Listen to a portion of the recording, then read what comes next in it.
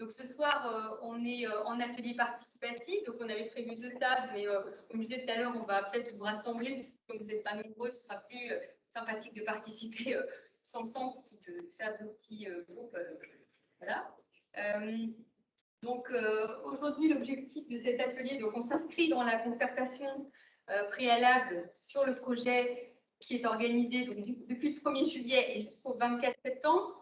C'est une concertation préalable sous l'égide de 2 garants ici présents qui interviendront pour vous expliquer un peu plus leur rôle juste après. Donc, 2 garants nommés par la CNDP, la Commission nationale du débat public, qui veille donc au bon déroulement de ce temps de concertation qui est constitué d'un ensemble de temps, d'informations et de participation avec un grand dispositif. On vous le redétaillera rapidement pour ayez en tête tous les moyens de participation qui s'offrent à vous. L'objectif de ce soir, donc cet atelier numéro 1 a une thématique dédiée, hein, c'est un atelier thématique, il y aura 3 ateliers au total, donc à chaque fois avec des thématiques différentes. Ce soir, on parle donc des enjeux d'aménagement sociétaux et économiques liés au projet.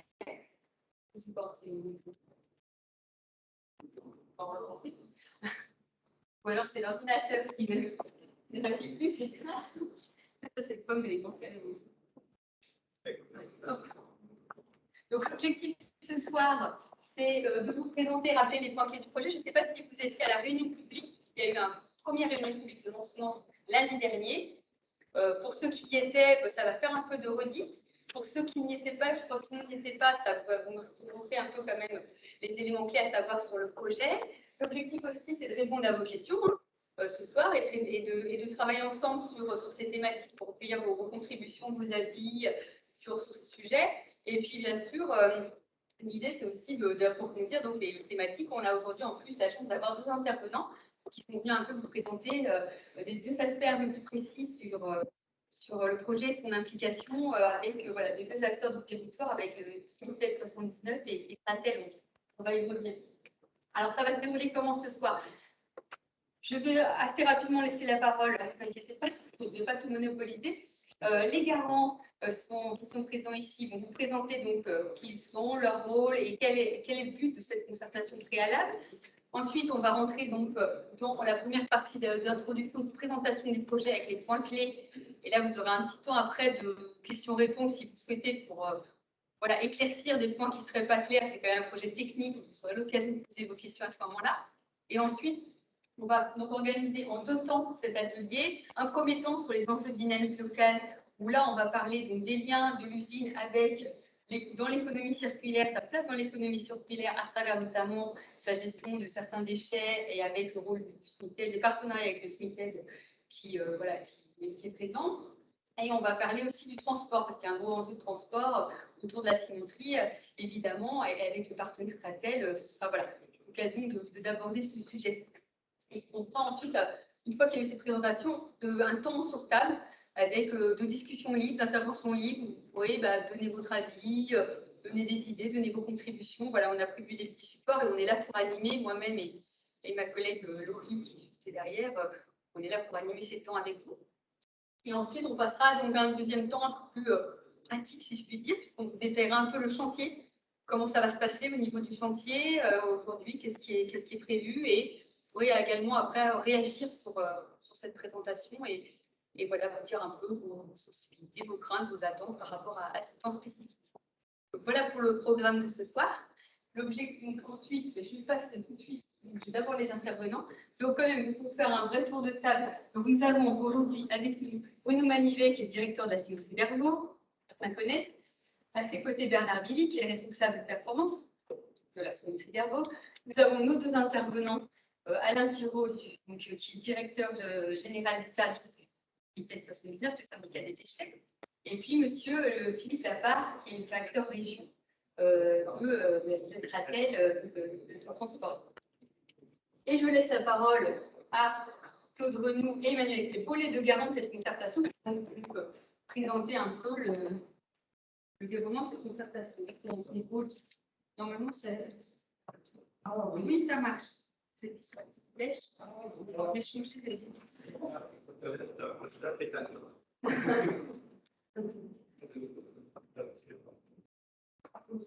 Voilà, pardon. Excusez-moi, bonsoir. Donc, merci à ceux qui se sont déplacés pour cet atelier. Bien entendu, nous, en tant que garant, on aurait souhaité qu'il y ait un petit peu plus de monde, je vais en convenir. Mais bon, on a fait tout ce qu'il fallait pour que vous puissiez venir, que le public puisse venir, puisse s'informer, puisse participer. Maintenant, voilà, hein, c'est le choix de l'individu. Donc, comme a dit Madame Rias, Claude Renaud, donc garant de la CNDP depuis maintenant 4 ans passés.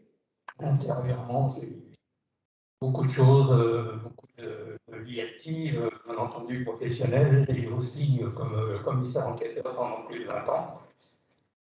Et je suis sur ma 5e mission, j'en ai eu en même temps, j'en ai eu 2 en même temps.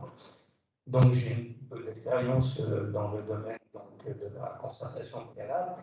Alors la CNDP, je vais vous la présenter très rapidement, c'est une instance qui aujourd'hui est indépendante, qui existe depuis 1998, qui est devenue indépendante. Alors c'était une instance de l'État, hein, c'était une commission qui dépend de l'État, mais qui est totalement indépendante. Elle est indépendante donc depuis 2002. Son rôle, depuis le début, a été d'essayer de faire participer le public mais, en amont des procédures, mais son rôle a fortement été renforcé par l'ordonnance de 2016, qui a été ensuite inscrite dans les textes, et notamment le Code de l'environnement en 2017.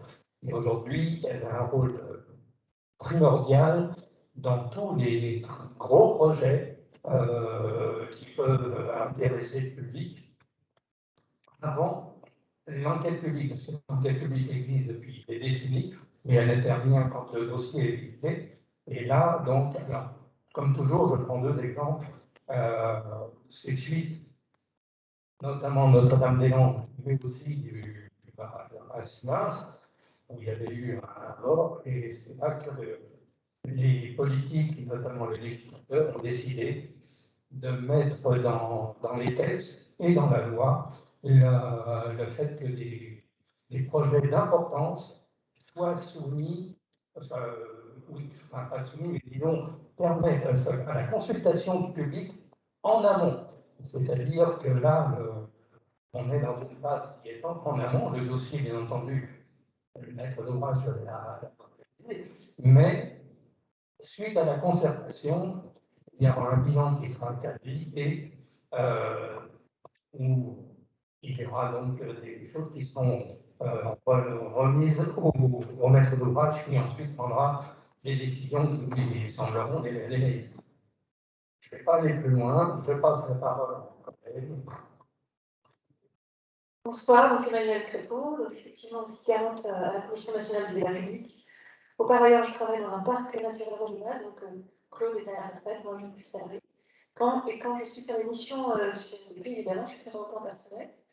Donc, pour revenir peut-être sur nos missions dans le cadre de cette concertation, l'idée générale, c'est de faire en sorte que tout au long du processus soit assurée la transparence des informations qui nous sont transmises, la qualité aussi des temps qui nous sont donnés pour pouvoir prendre la parole, argumenter. C'est notamment ce qui va se passer ce soir, puisqu'on est sur un format un peu plus qui permet plus de participation. On est sur c'est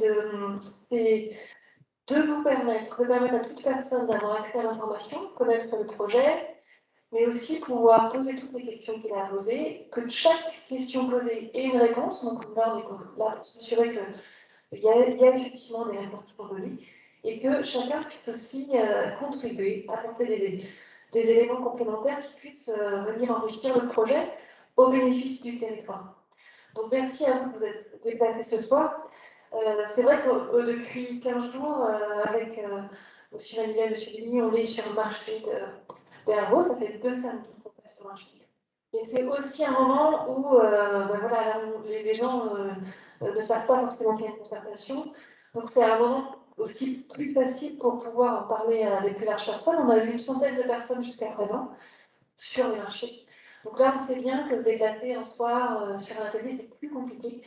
Donc on vous remercie d'être là sur un thème qui est très très important, sur les questions d'économie et sociale. On va y revenir tout à l'heure.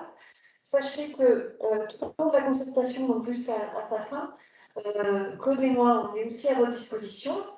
Voici nos mails, que vous retrouverez aussi sur le site, qui vous sera présenté tout à l'heure. Donc n'hésitez pas, on est là aussi pour pouvoir répondre à vos interrogations, à vos questions. Tout ce qui peut concerner le dispositif en lui-même et la question de la qualité globale sur les publics.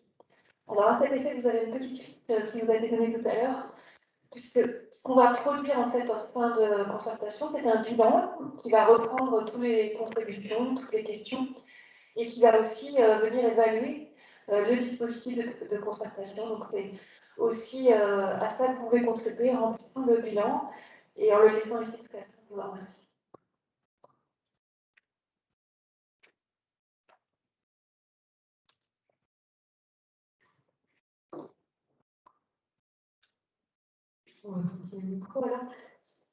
Alors, bon, ça résume tout simplement cette diapositive. Donc, les objectifs de cette concertation, vous l'avez bien compris, c'est à la fois de vous informer sur le projet le plus largement possible, de répondre à vos questions, mais également de vous mettre à disposition un large panel d'outils pour recueillir vos avis, vos contributions. Et je vais vous montrer tout de suite que, si vous n'en avez pas conscience, il y a un ensemble.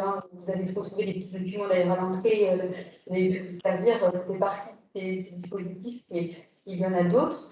Et donc, du coup, permettre d'associer des temps d'échange en direct comme ce soir et des temps un peu plus à distance. Vous pouvez participer de l'autre côté, en fait, sans venir participer forcément à ces événements, mais vous avez quand même largement de quoi faire. Donc, on a les réunions publiques, je vous ai dit, il y a eu une réunion il y a l'année dernière. On aura une réunion au mois de septembre également pour un peu restituer les premiers éléments des échanges qui ont pu être faits pendant ces temps de consultation. On a donc, comme je vous le disais, 3 ateliers thématiques. Donc, celui-ci est le premier, les 2 autres sont au mois de septembre. Vous pourrez vous inscrire, il n'y a pas de limitation de participation, vous pouvez venir à tous les ateliers. Les permanences, voilà, Madame Pépon en a parlé, sur les marchés, c'est également des temps qui ont lieu à la salle du CCAS au niveau de la commune d'Hervaux. Voilà, il y a une permanence, par exemple, demain matin. Donc, vous pouvez aussi en parler autour de vous et vous pouvez aussi revenir, poser des questions pendant cette permanence, de 9h à 11h dans la salle du CCAS. Et vous avez une permanence téléphonique. Alors, c'est tous les mardis, entre 16h30 et 18h30. Voilà, on a un numéro de téléphone dédié et vous pouvez appeler. Si vous appelez en dehors de ces horaires, vous pouvez laisser un message et à ce moment-là, on vous rappelle voilà, pour prendre en compte votre question. Il y a des visites de la cimenterie qui sont prévues pour 2 journées en septembre, un mercredi et un samedi. Donc, c'est aussi l'occasion pour vous de venir voir cet équipement, qui est quand même impressionnant et qui n'est pas visité tous les jours. Voilà, vous ne l'avez pas encore fait, voilà, c'est une bonne occasion de venir aussi voir sur place comment ça se passe. Et ensuite, donc, on a des dispositifs plus essentiels. Si vous avez des registres de contribution en papier, donc dans vos mairies, normalement les mairies du secteur sont toutes équipées d'un registre, vous pouvez venir écrire votre contribution. Il y a aussi le site internet où il y a un registre électronique, vous pouvez laisser en ligne votre message.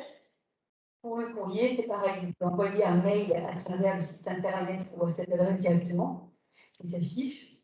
Pour écrire un mail avec des questions ou des contributions, vous pouvez envoyer un courrier libre-réponse. Donc, un courrier libre-réponse, il faut mettre exactement ces adresses-là. Elle est indiquée sur les supports que vous pouvez récupérer dans la salle. Et ça vous permet d'envoyer un courrier sans affranchissement. Voilà. Également, vous avez votre solution si vous le souhaitez. Donc voilà, ça fait un dispositif assez large. Et vous trouvez toutes les informations sur le petit des clients et sur le site internet. Voilà pour ces points de concertation. Je m'arrête là, je passe la parole à M. Manivet qui va vous raconter un peu plus les détails du projet. Bonjour à tous et merci de votre présence.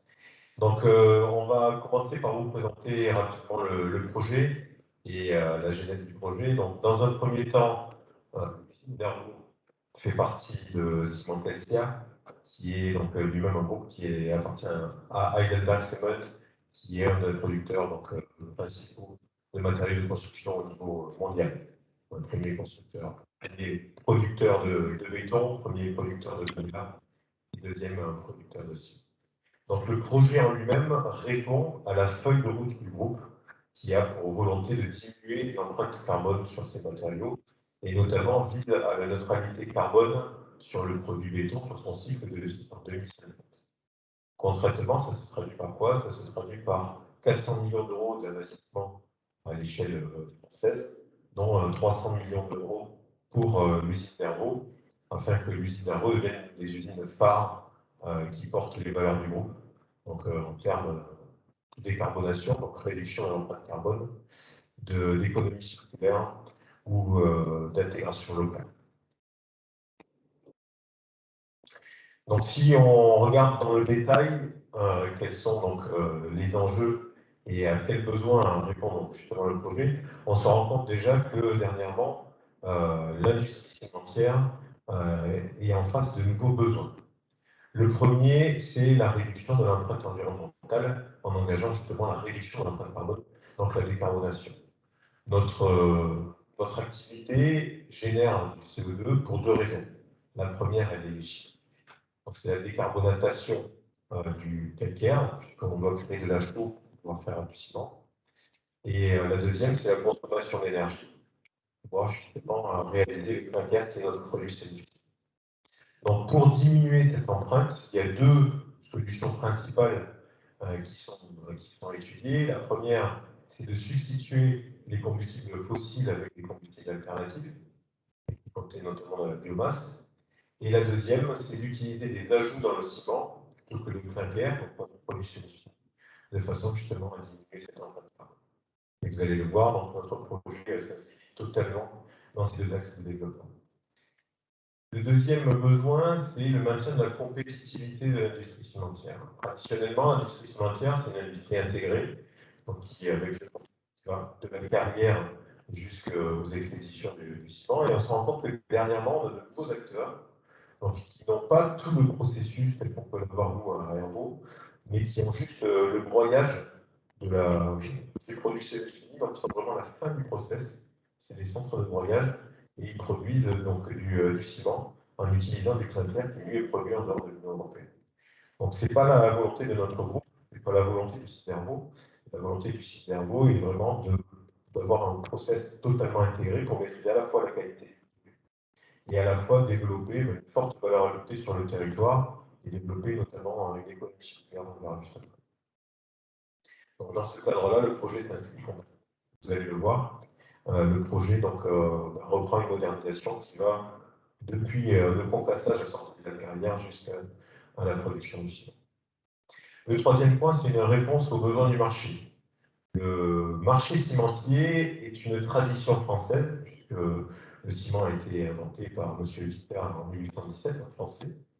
Et aujourd'hui, on a un marché qui est particulièrement mature et qui répond donc, aux très grandes entreprises de BTP qu'on peut avoir en France, qui a d'ailleurs place sur le marché international.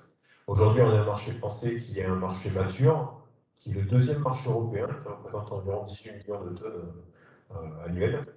Et sur cette partie-là, donc le marché de l'Ouest, dans lequel Hervaux s'inscrit, puisque Hervaux répond aux besoins de la Bretagne, des Pays de la Loire, Centre-Val de Loire et Nouvelle-Aquitaine. Donc ce marché-là est particulièrement dynamique. Et donc notre volonté est de pourvoir justement à ces besoins. Le dernier point, c'est l'équipement à moderniser. Donc on a eu la fierté de fêter l'extinction de l'usine il y a maintenant 2 ans. Notre usine a 102 ans. Donc c'est une usine qui a connu diverses modernités le long de l'histoire. Les deux fours que l'on a aujourd'hui sont de 1965 et 1968. En 1970, donc, on avait 5 fours qui tournaient sur le site. Depuis, donc, dans les années 80 et 90, on a modernisé l'ensachage, on a modernisé le broyage du ciment. On a rajouté, on en parlait ensemble, donc, des filtres à manche dans les années 2000, justement pour capter les poussières. Pour autant, aujourd'hui, on a quand même beaucoup d'équipements qui méritent une modernisation. Et vous allez le voir, la modernisation quasi complète de l'usine dans le cadre du projet Réponche. Donc, notre projet, concrètement, présente plusieurs enjeux. Le premier, environnemental, on vient de l'expliquer, avec l'enjeu de CO2. Il faut savoir que le projet permettra de réduire d'environ 27% les émissions de CO2 à la tonne de ciment. Donc, notamment avec le développement de combustibles alternatifs tels que les CSR, on en parlera juste après, puisqu'on va augmenter de façon notable la consommation des CSR et on portera globalement à 88% la substitution des combustibles fossiles que sont le charbon de coke. 88% de nos combustibles sont des combustibles alternatifs, dont les CSR, et on va multiplier par 4 la quantité de biomasse.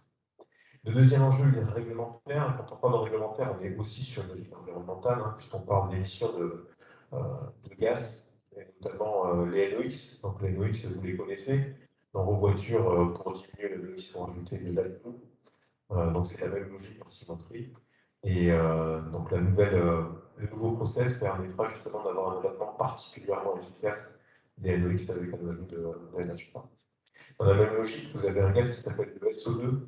SO2 qui peut générer d'ailleurs des odeurs, quand particulièrement ce qu'on appelle le ciel bas, tel qu'on peut le voir aujourd'hui. Ce SO2 est lié au souffle que l'on a dans la carrière. On a du souffle dans les parties basses de la carrière. Et donc le process que l'on a aujourd'hui génère du SO2. D'ailleurs, process voie semi-sèche que l'on a aujourd'hui, comme toutes les voies semi-sèches en France, a une dérogation pour les émissions de SO2. Demain, avec le projet, on aura ce qu'on appelle un laveur de gaz qui permettra d'abattre les SO2 tout en les valorisant en créant du gypse qui est utilisé après dans les sites. Donc là aussi, le projet permettra donc de diminuer sensiblement les émissions de SO2. Un enjeu de dynamique locale qui lui est directement lié, je dirais, à l'emploi. Le projet, en maintenant et en pérennisant l'emploi sur le site, permet donc déjà de garantir un emploi local, mais aussi de garantir et de développer des emplois indirects. Et quand je parle de développement, c'est notamment sur les filiales d'économie circulaire et de valorisation de combustibles alternatifs. De même, les recettes fiscales seront maintenues avec notre activité grâce à ce projet. D'un point de vue enjeu industriel, il y a un point qui est notable, c'est que le projet permettra à l'usine d'être autonome en clinker contre production. Il faut savoir qu'aujourd'hui, l'usine a déjà une grosse capacité de production ciment, pour autant, elle n'a pas la production clinker en face. Donc, au-delà d'une certaine quantité de ciment, nous sommes contraints d'importer du clinker, ce que nous faisons chaque année.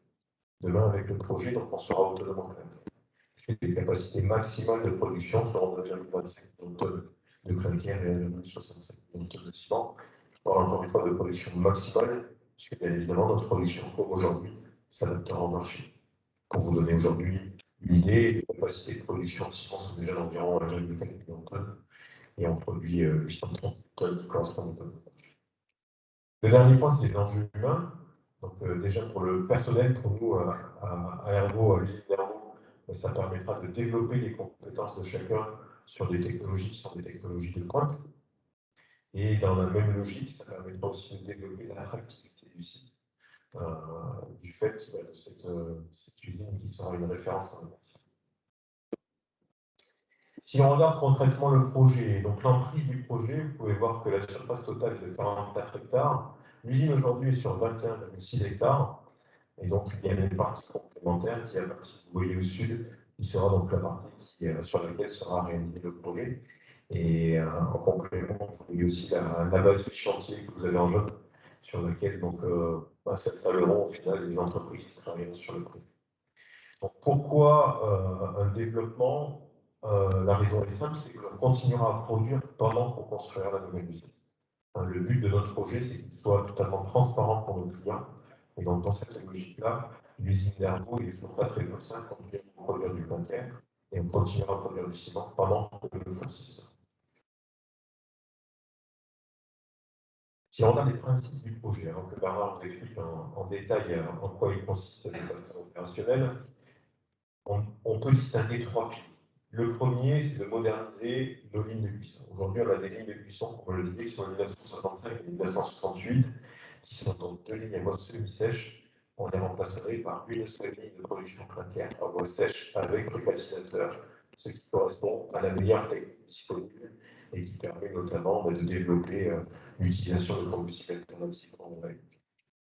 Le deuxième point, c'est la modernisation des ateliers de broyage.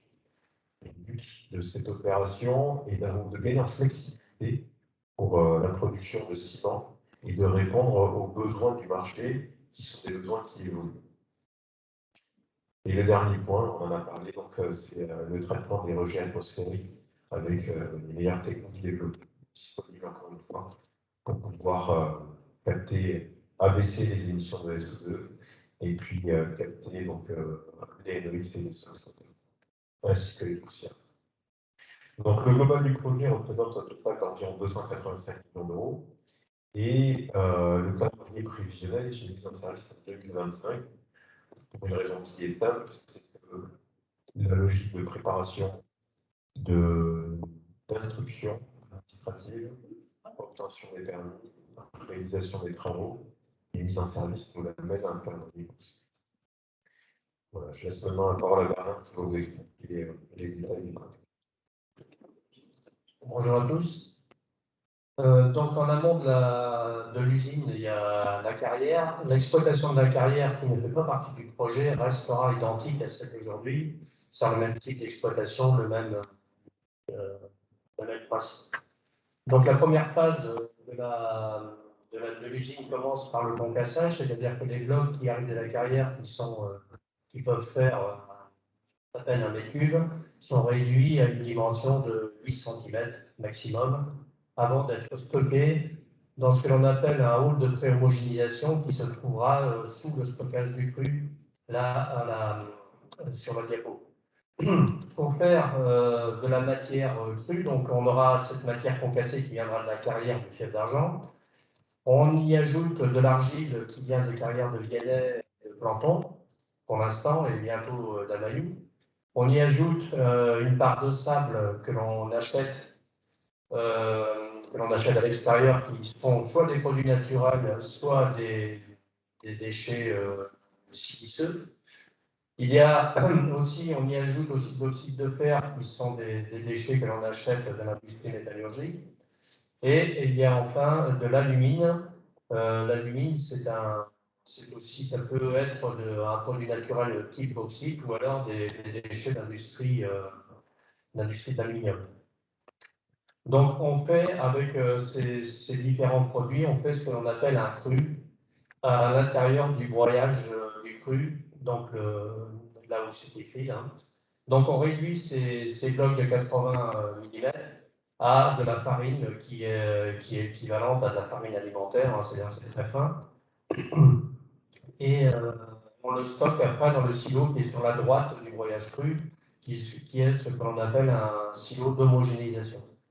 L'objectif à la sortie du broyage cru, c'est d'avoir une composition chimique stable, toujours le même taux de calcaire, toujours le même taux d'alumine, toujours le même taux de sable. Bon, vous savez que la nature, elle n'est pas tout à fait parfaite, donc il y a des variations, donc ça, on le maîtrise en permanence, en continu, on le maîtrisera en continu. Aujourd'hui, c'est un système semi-continu, demain, ce sera un système continu.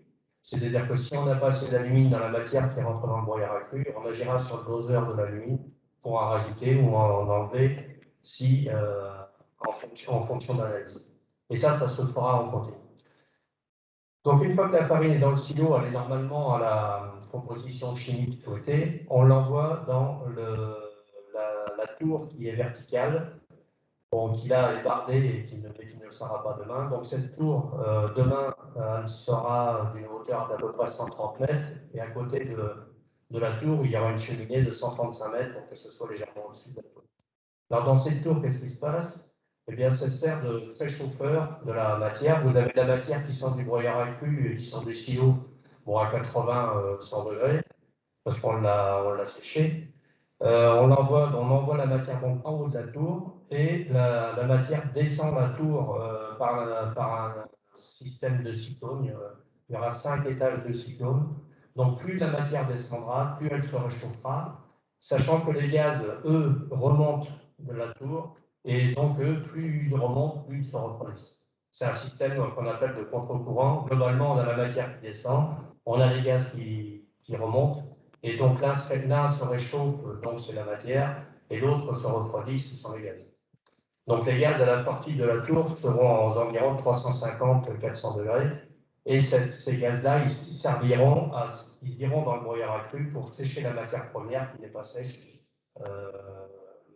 Et qui l'hiver est parfois très humide, hein, il peut y avoir 12% d'eau dans la matière.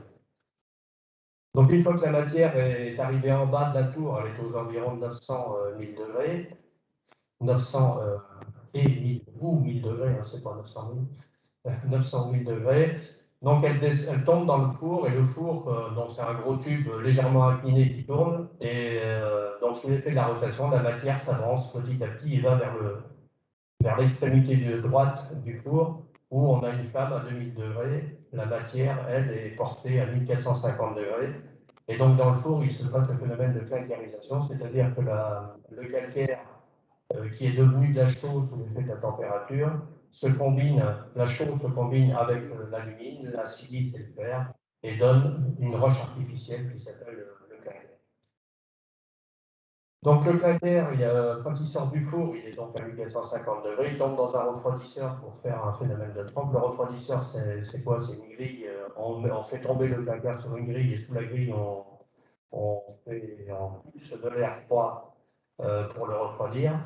Sachant qu'à la sortie du refroidisseur, le calcaire qui rentre à 1450 doit sortir aux environs de 80-100 degrés maximum, sachant qu'après il y a des tapis en caoutchouc, donc on a intérêt à ce que ce soit relativement froid pour pas que les tapis brûlent. Et on stocke le calcaire dans le silo là, qui est vertical. Donc toute cette partie-là de l'usine, en amont du silo calcaire, sera remplacée. Les deux lignes de cuisson dont parlait Bruno tout à l'heure, elles font tout ça. Demain, toute cette partie-là sera remplacée par cette ligne de cuisson avec la tour et le nouveau boiler à flux. Enfin, tout sera nouveau, jusqu'au silo, au stockage calcaire qui, lui, est récupéré. Le stockage calcaire d'aujourd'hui est récupéré. Donc ensuite, on a du calcaire et on fait du ciment. Donc on fait différentes qualités de ciment. Les ciments, ils sont faits avec quoi? Ils sont faits donc avec du calcaire et du gypse. Forcément, le gypse, on en met 2-3%. Le 4%. Le rôle du gypse, c'est de réguler la prise du béton. Si on ne mettait pas de gypse, les maçons n'auraient pas le temps de travailler le béton. Donc le rôle du gypse, c'est de réguler la prise de telle sorte à avoir un petit peu de temps pour le travailler. Donc ça, quand on n'a que du gypse et du calcaire, ce sont les ciments purs. Et on y ajoute du calcaire à différents taux. On a des ciments à 8%, on a des ciments à 24%, on a un ciment amassonné à 42% de calcaire broyé. On peut aussi ajouter des cendres volantes de centrales thermiques qui brûlent du charbon, ou on peut aussi ajouter du laitier de haut fourneau. Le laitier de haut fourneau, c'est la partie dans les mines de fer, la partie siliceuse qui n'est pas du fer, hein, qui est récupérée au-dessus de la matière enfouie. Donc on fait différentes qualités de ciment en jouant sur les finesses et sur les concentrations entre de gypse, de calcaire, de laitier, de cendre. Et donc après on envoie les ciments dans les silos, et ensuite une fois que c'est dans les silos, il y a deux solutions. Soit on l'entache pour l'extrayer, on en extrait à peu près 18%, entre 15 et 18% en sec. Et le reste, c'est extrait en vrac. Donc, l'unité de base pour l'expédition, c'est le camion à la sortie. Voilà, donc la partie ciment, elle, est modernisée, mais elle n'est pas entièrement remplacée. En ce qui concerne les incidences du projet, donc il y a un bureau d'études qui a fait une étude de l'impact faune-flore, de l'impact de l'usine, donc pas que sur la faune et la flore. Il y a aussi le milieu physique. Bon, le projet va générer de l'artificialisation de surface. Il va y avoir un petit détail, enfin non, pas un petit détail, un détail important, c'est que le PLU de la ville d'Arbaud n'est pas adapté à la situation actuelle. Il le sera encore moins demain parce qu'on n'a normalement pas le droit de construire de bâtiments au-delà de 10 mètres. Bon, c'est déjà pas correct aujourd'hui. Mais demain, avec la tour de 135 mètres, bon, il faudra adapter le PLU. Et c'est ce qui est en cours par le projet, la déclaration de projet qui est portée par la communication, par la communauté de communes. Voilà. Bon, ensuite, il y aura l'intégration paysagère. Le paysage local, il est fortement ouvert du fait des grandes plaines, notamment dans le bord ou des jumeaux. Donc il y a des photos qui ont été prises avec une intégration de la tour de telle sorte à ce qu'on voit ce que ça donnera demain. Ensuite, en ce qui concerne l'impact culturel et archéologique, bon, il n'y aura pas d'impact sur l'aspect archéologique. En ce qui concerne les gaz, les émissions, donc le dioxyde de soufre, comme le dit Bruno tout à l'heure, il y aura un laser de gaz qui permettra de baisser les concentrations des émissions de soufre à la cheminée, de les baisser de façon forte. Donc, ça devrait normalement limiter, ça limitera forcément les problèmes d'odeur, peut-être même qu'il n'y en aura plus du tout. La circulation routière, le type de flux routier, on y viendra tout à l'heure un peu plus particulièrement. Mais globalement, il y aura, par rapport aux années fortes de 2007, qui est la dernière année où on a vendu beaucoup de ciment, on a vendu plus de 1,3 million de tonnes. Le type de transport va changer, mais globalement, l'augmentation du trafic total, si l'usine nouvelle est en pleine capacité, n'augmentera pas sensiblement. Je vous montrerai tout à l'heure une carte avec les variations de flux. Ensuite, il y a, en ce qui concerne la construction de la nouvelle ligne de cuisson, il y a donc sur l'analyse Pond-Flore, il y a eu une étude qui a été faite, et donc il y a des zones qui ont été déterminées comme importantes du point de vue écologique, donc elles seront évitées, la ligne ne détruira pas, il y a un chemin enherbé qui est important d'un point de vue écologique et une source pétrifiante.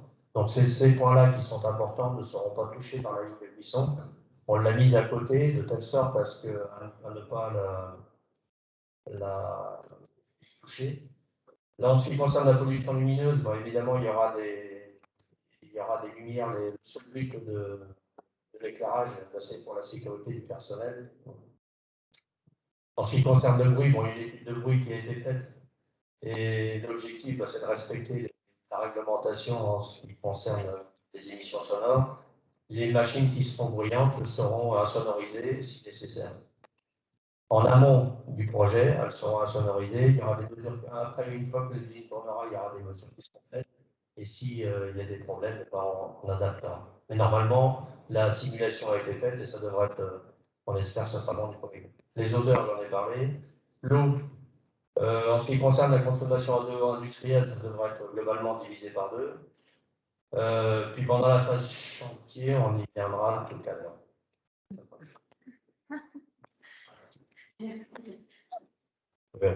Merci Bernard pour ces points.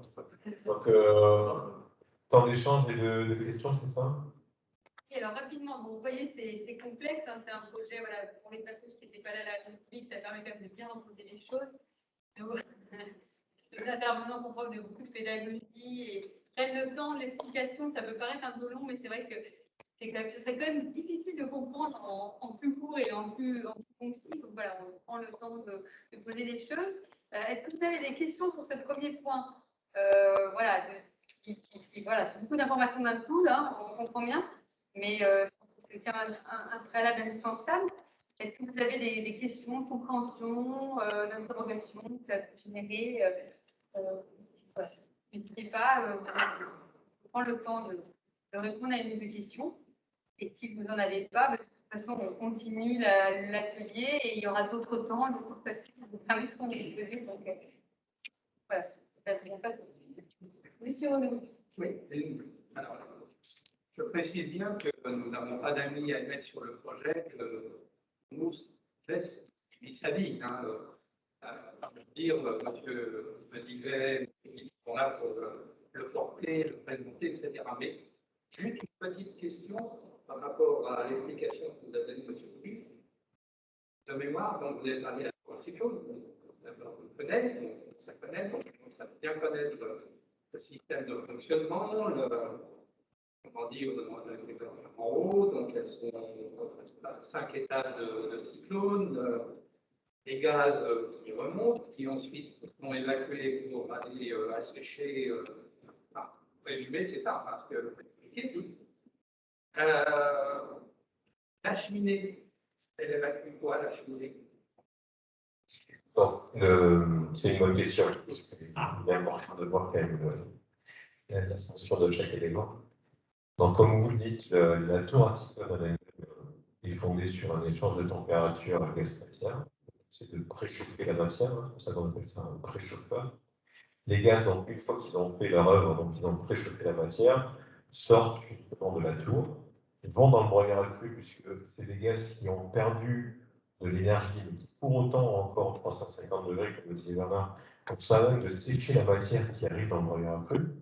L'intérêt vraiment est de voir qu'on utilise toute l'énergie dans le process des gaz. Le but, c'est d'exploiter toute cette énergie plutôt que d'en rajouter. Et donc, une fois que ça a permis de sécher la matière, qu'il y a eu un autre échange thermique qui s'est fait à des températures plus basses, donc à ce moment-là, les gaz sont aux environs de 120-130 degrés. Ils passent dans le laveur de gaz, qui lui va battre d'abord dans le filtre, donc pour être dépoussiéré, puis dans le laveur de gaz, pour donc abattre la logique de SO2. Et après, il faut sortir ces gaz. Ou la cheminée. Donc, ils vont à la cheminée de 135 mètres avec une hauteur qui est ce qu'on appelle donc une hauteur supérieure à la hauteur d'inversion, ce qui permet justement au gaz de partir vers l'atmosphère au lieu de revenir vers le sol. L'intérêt premier d'une cheminée, c'est celui-là. La hauteur d'une cheminée est justement dimensionnée pour s'assurer que les gaz partent à l'atmosphère et ne reviennent pas vers le sol vers la population. Merci. Voilà, madame, Si, tout à fait. Aussi, il y a une question du temps. Je vous donne juste le micro parce qu'il semble qu'il y a une participante en ligne et pour qu'elle vous entende. Moi, on parle toujours des odeurs. Moi, je me suis toujours demandé, pour avoir vécu, mon père était à la Mourir à la Timandrie, etc., donc on connaît l'histoire, si on n'a jamais mesuré des incidences sur la santé. Alors, concernant les SO2, les SO2, quand il y a eu donc, le renouvellement de l'autorisation préfectorale il y a maintenant un peu plus de 3 ans, il y a des mesures qui ont été faites de retomber justement les SO2 pour acter quelles peuvent être les retombées sur la population. Et on a acté que les quantités de SO2 au sol étaient inférieures au seuil qui est appelé seuil de qualité de l'air, qui est un seuil bien inférieur au seuil limite réglementaire. Et donc sur Arvo, on est bien inférieur à ce seuil de qualité, et donc on a un air de qualité très faible en SO2, et c'est des mesures qui ont été données par un organisme indépendant qui s'appelle Arvo, qui a sorti justement ces bilans cette année, suite à des mesures qui ont duré pendant 3 ans, avec une campagne donc, sur chaque saison. Et je me posais une autre question par rapport à l'impact sur les terres agricoles. Bon, je comprends bien qu'il faut de la matière première. Sur les terres agricoles, le projet en lui-même, tel qu'on vous l'a présenté, est un projet qui, en aucun cas, ne va aller empiéter sur les terres agricoles, puisque vous le voyez d'ailleurs sur la photo qui est sur le premier kakémono. J'ai appris un mot, le premier kakémono qui est juste là. Voilà, vous voyez le. Je ne vois pas, mais ça fait. En tout cas, le projet va être sur une zone qui est déjà dans l'enceinte du site, et donc qui n'est pas une zone avec des terres agricoles. Donc il n'y a aucune. L'artificialisation ne se fait pas aux dépens de terres agricoles pour le projet. Et au-delà, oui, pendant combien de temps? Oui, mais pendant combien de temps? Le projet, une fois que la construction de la cimenterie est faite, elle est faite. Donc le projet en lui-même, Hervaux, le site industriel d'Hervaux, lui ne va pas consommer de terre. Vous parlez peut-être de la logique de la carrière, qui n'est pas le projet. Comme on vous l'expliquait, la carrière est une logique indépendante du projet. La carrière a une autorisation d'ailleurs préfectorale indépendante du projet. Mais aujourd'hui, on utilise la carrière pour la vie d'Hervaux. Nos deux fours font 4% indépendamment du projet. Donc la vie de la carrière continue. Et elle, la volonté, et d'ailleurs, on a une logique de réaménagement sur notre site. Vous voyez, si vous allez voir le site de la carrière du Tel d'Argent, par exemple, on a une partie qui est à l'exploitation, et la partie qui est exploitée, on la réhabilite de façon justement à retrouver des terres, et notre priorité là-dessus est de retrouver des terres avec une logique agricole une fois qu'elles sont réhabilitées. On a ce que l'on appelle un plan de réaménagement, et sur le plan de réaménagement, vous avez donc un retour, et la volonté c'est d'avoir un retour au maximum de terres agricoles, sachant que le plan de réaménagement est défini directement par un producteur.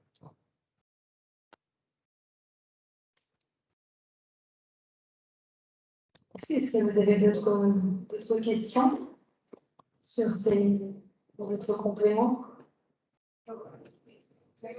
Non, mais c'est très général. Est-ce qu'on est capable de mesurer l'impact de la cimenterie sur l'économie du local? C'est une formidable transition pour la partie formule. Merci pour cette transition. Donc, je vous propose justement de partir sur la thématique en elle-même de l'atelier, hein, comme vous disiez, madame, donc la logique du développement local et des enjeux locaux. Le premier étant donc l'économie circulaire. On parle d'impact sur l'économie, et c'est l'économie circulaire. Donc, pour répondre déjà à votre question sur Ergo aujourd'hui. Ergo aujourd'hui, d'un point de vue emploi, donc c'est un peu plus de 130 personnes sur le site. En termes d'emploi indirect, donc on est un peu plus de 300 personnes.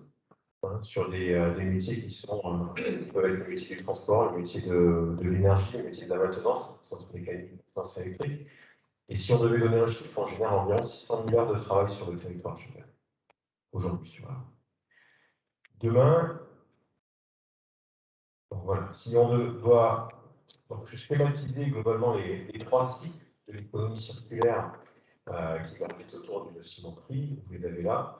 Donc, le premier, c'est une valorisation énergétique. Vous voyez, hein, c'est le cycle en orange. Donc, la cimenterie, comme on l'a dit, consomme des combustibles. Et notre volonté est de minimiser l'utilisation de combustibles fossiles et l'utilisation de ressources.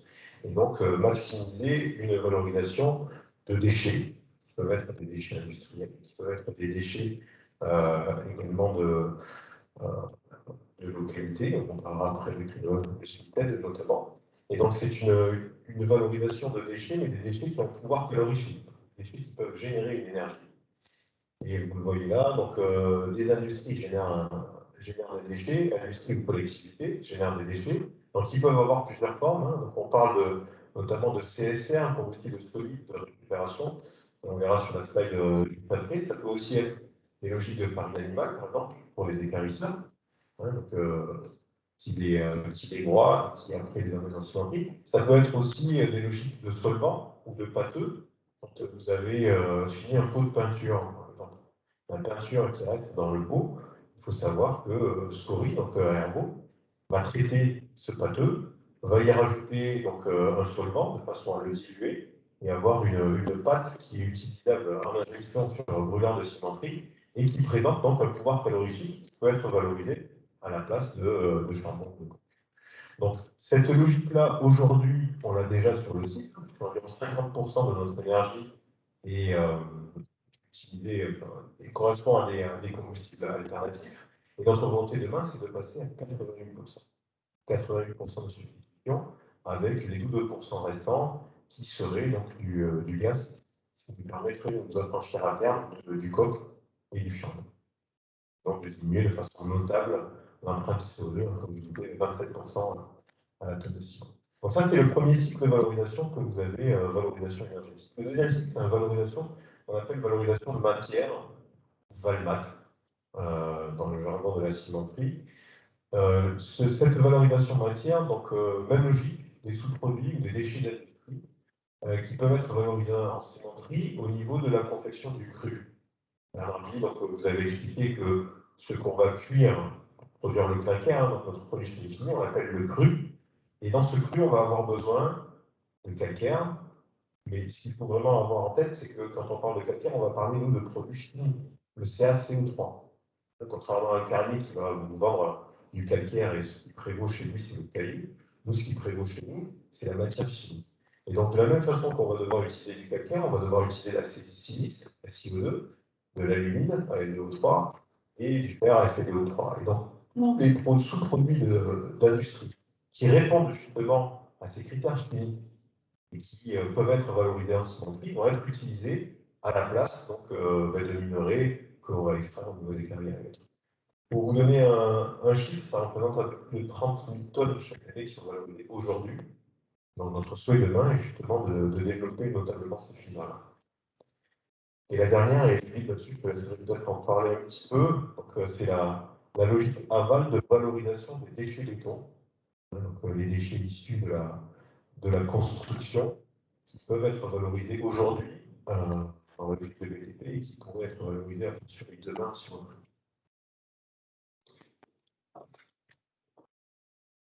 Bonjour. Effectivement, ça fait un petit peu bizarre parce que je suis responsable de la partie transport et je vous parlais de la valorisation des déchets. Donc aujourd'hui, je travaille pas pour Centratel et je travaille pour un projet du groupe depuis il y a déjà un paquet de mois pour arriver à capter des matériaux de la déconstruction et de les revaloriser à travers nos industries du béton. Je pense que c'est une bonne source de valorisation, sachant que la majorité de la déconstruction aujourd'hui est valorisée dans le TB. Et si on capte des produits de qualité dans le béton, ça permettra aussi de valoriser d'autres choses qui ne sont pas aujourd'hui, qui sont valorisées dans le TB pour mettre dans les routes, trottoirs, etc. Il y a d'autres études encore où on n'est pas mature pour parler, mais de l'industrie cimentière, il y aura peut-être aussi des sujets entre la déconstruction et l'industrie cimentière plus tard. En tout cas, on veut capter un maximum de déconstruction.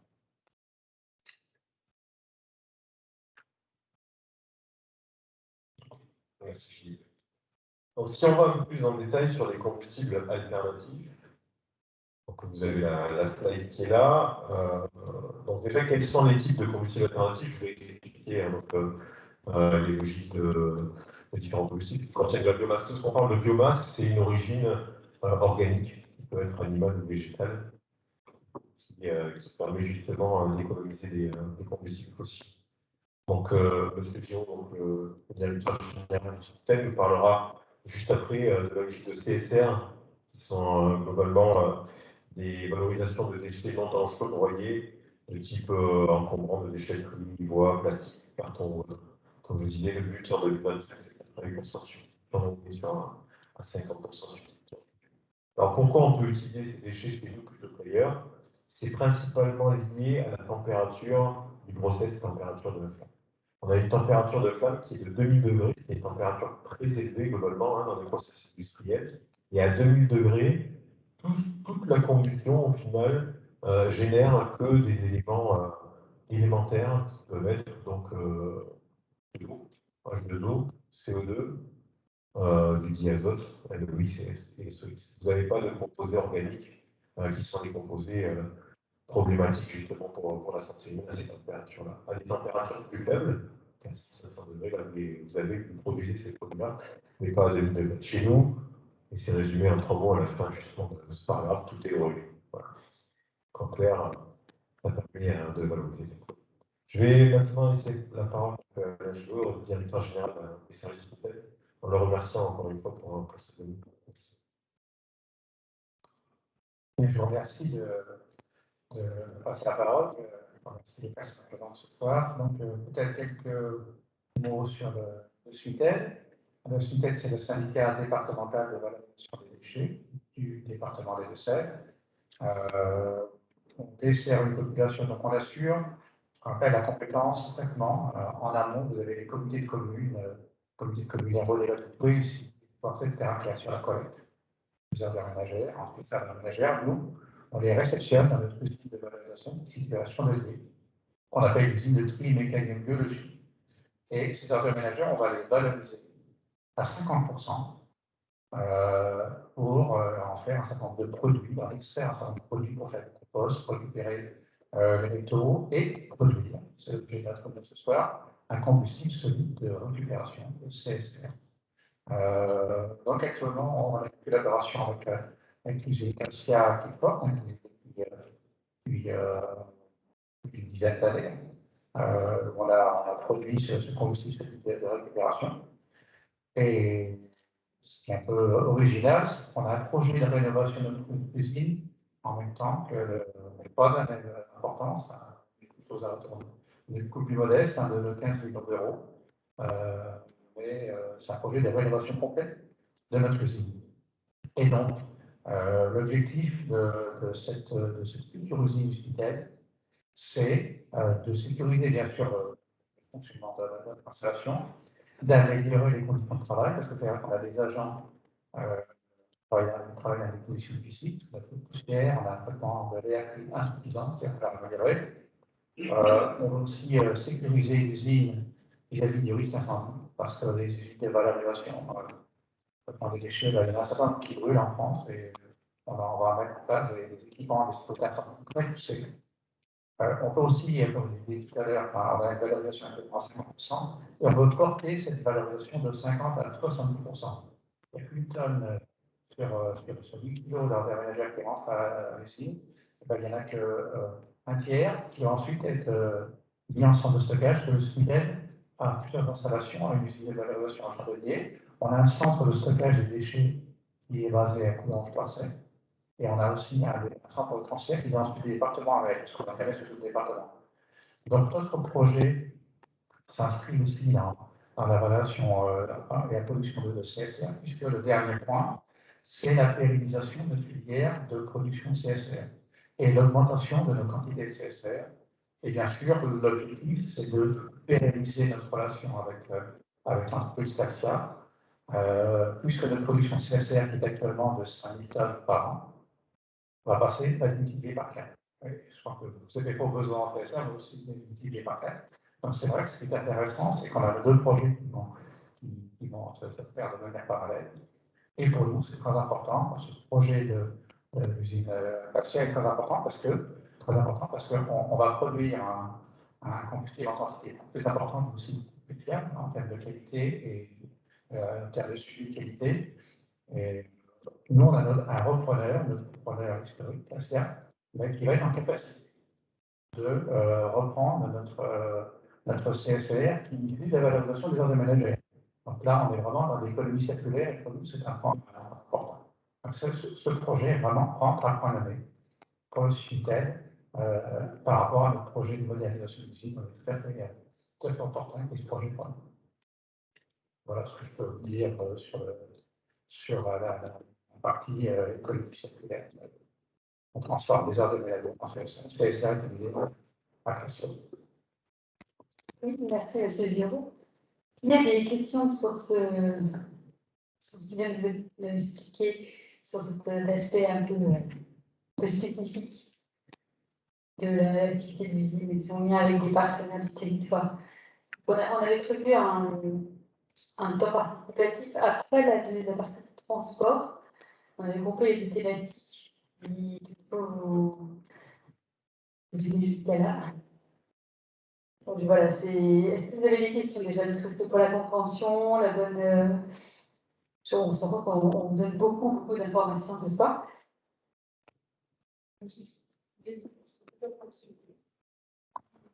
Peut-être un sujet, mais je me demandais s'il y avait des participations financières entre les uns et les autres.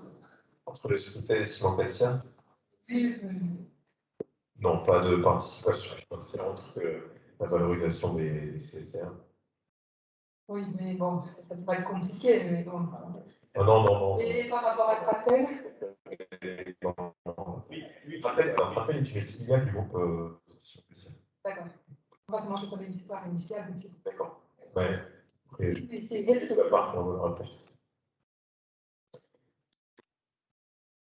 S'il n'y a pas d'autres questions, on va justement parler, peut-être évoquer justement le sujet transport et écouter l'intervention de Tratel et ensuite on discutera librement avec les participants sur ces premiers points qui sont présentés ce soir.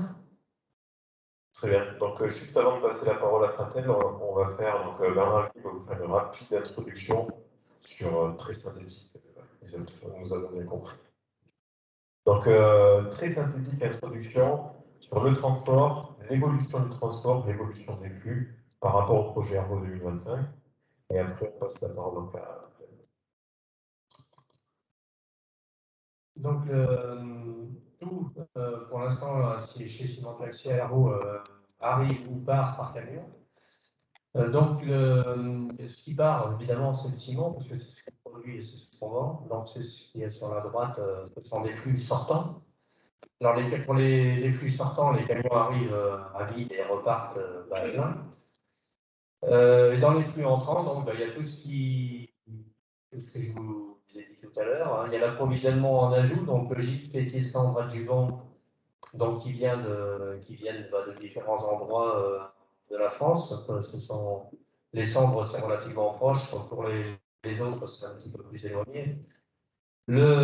Pour l'instant, donc comme nos fours sont insuffisants par rapport aux ventes de ciment que l'on fait, on importe, enfin on fait venir du clinker d'autres usines ciment calcium ou d'autres usines d'Espagne ou de plus loin. Donc ce clinker-là, il arrive en général au port de La Rochelle, et de La Rochelle à Hervaux, évidemment, ça fait des camions. Donc on a ce flux-là. On a l'eau ammoniaquée, donc, qui est un flux marginal. L'eau ammoniaquée, c'est pour baisser les NOx. On fait venir 2-3 camions par semaine. Il y a les combustibles fossiles, donc le charbon et le coke, qui viennent des ports plutôt vers Saint-Nazaire. Et puis, il y a les matières premières pour le cru. Donc là, le sable, l'alumine et le fer que l'on achète, et l'argile qui vient des carrières du Planton ou de Viennet, et où on exploite ces carrières-là dans les périodes estivales, quand c'est à peu près sec, sur cette année. Demain, donc le flux du clinker extérieur va s'amenuiser, va être réduit à zéro parce que le four sera capable de produire la pleine capacité de clinker broyable sur l'usine d'Hervaux. Et ce qui va augmenter, évidemment, c'est la partie combustible alternatif, hein, les CSR. Si on augmente le taux de CSR de déchets dans notre part de combustible, donc cette part-là va augmenter. Par contre, la part des combustibles fossiles va baisser. Le gaz, lui, il arrive par tuyau. Donc, il y aura des compensations. Ce ne sera pas la même matière transportée. Mais donc, l'évolution des flux, donc c'est représenté sur cette carte-là. Donc, on a regardé sur les 4 directions, les 4 grandes routes qui partent d'Hervaux, hein, vers Bressuire, vers Poitiers, vers Parthenay et vers Loudun. Donc en rouge, vous avez la partie, on compare 2025, c'est-à-dire la pleine capacité de la nouvelle usine par rapport à 2007, qui était l'année record de ces 2 dernières décennies. Donc sur la partie, donc vous voyez que vers Loudun, c'est inférieur à un camion. Vers Bressuire, ça serait ça serait 2 camions par heure, et vers Poitiers, c'est inférieur à un camion par heure. Donc il n'y a pas une évolution sensible des flux de camions. Si par rapport à 2007, qui était notre année très importante, il n'y aura pas une très forte variation des flux de camions par rapport à cette année-là. Et en dessous, donc c'est l'année 2019 qui était quand même nettement moins, on a fait un tonnage moins fort qu'en 2007. Donc c'est, bon, si on s'en va vers Bressuire, ça fait plus 9 camions par heure. Si on s'en va vers Poitiers, c'est plus 5 camions. Si on s'en va vers Parthenay, c'est plus 2 camions.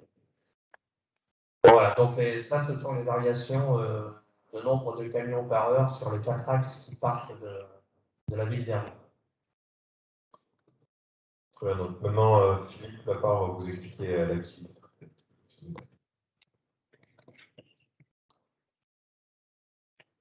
Oui, donc Tratel, effectivement, c'est une filiale directe de Calcia, donc ça appartient à Calcia. C'est organisé en 3 régions. Donc, moi, je vais parler surtout de la 3e région, c'est celle qui est en vert. En fait, je dirige toute la région en vert, donc toute la partie Atlantique et Méditerranée. Sur cette région en vert, on a 320 employés, 5 conducteurs, 200 facteurs, et on fait travailler en gros autant d'APT. En gros, 60% de notre activité, elle vient de notre propre groupe, à travers Calcia, et 40% de notre activité, c'est des clients extérieurs qui nous permettent d'optimiser les voyages. Le but d'un transporteur, c'est de diminuer le vide. Ça veut dire que même à la tonne transportée en CO2, il faut qu'on puisse mettre un maximum de matière dans nos camions. Donc, le parc de Tratel, aujourd'hui, vous avez en haut un front mouvant avec des palettes. Alors ça, c'est un sujet intéressant parce que pour développer le CSR, on va diminuer certaines de nos remorques qui transportaient du coke et du charbon pour s'adapter au futur combustible. Donc le futur combustible, ce sont les bennes à fond mouvant, comme on voit en bas, ou en haut à gauche. Donc on a commencé à travailler avec des bennes à fond mouvant assez classiques, et on a travaillé maintenant avec des bennes à fond mouvant où on peut mettre du conditionné. Ça veut dire que l'idée, c'est de partir avec des produits conditionnés et de revenir avec du combustible. D'accord ? On le faisait déjà avec le charbon, avec la benne à fond basculant, où on partait avec des sacs et on revenait avec du combustible. Les citernes basculantes à gauche sont des matériels qui ont tendance à partir pratiquement la semaine complète. C'est-à-dire que c'est des véhicules qui partent le lundi et qui rentrent le vendredi. Ils vont partir de l'usine avec du ciment, recharger dans d'autres usines, et au fur et à mesure, ils vont transporter différentes qualités de ciment, en sachant que toutes les usines ne fabriquent pas les mêmes qualités, et les clients ont besoin de qualités différentes. Donc on se sert de ce type de matériel pour transporter sur des distances plus longues, et dans lequel on va pouvoir mettre des billes de plastique en contreflux, du sable pour l'industrie du verre, différents types de produits. En bas à droite, il n'y en a pas ici, mais ça correspond à l'économie circulaire. Tout à l'heure, on a parlé d'économie circulaire et de récupérer des matériaux du bâtiment pour les recycler. Il y a une dizaine d'années, Pratel s'est lancé là-dedans, à récupérer du béton, à le faire recycler et à le transférer dans le TP. C'est un petit peu pour ça que j'atterris dans ce projet, parce que j'avais créé quelque chose en recyclage il y a une dizaine d'années. Et aujourd'hui, on fait à peu près 80 000 tonnes de produits rien que sur Bordeaux.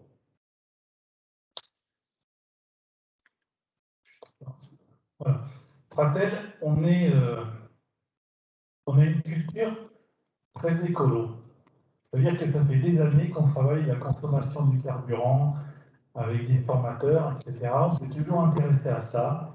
Ça fait partie de la culture de notre entreprise. Donc aujourd'hui, on est labellisé CO2, mais on était les premiers en France à avoir une charte CO2. Et on a eu les premiers formateurs à être labellisés CO2 pour des conduits économiques. Donc vraiment, on a toujours été en avance là-dessus. TK Blue, c'est une obligation aujourd'hui de déclarer le CO2 à chaque transport. Donc certains de nos clients nous demandent combien de tonnes de CO2 on a émis dans l'atmosphère pour transporter du ciment.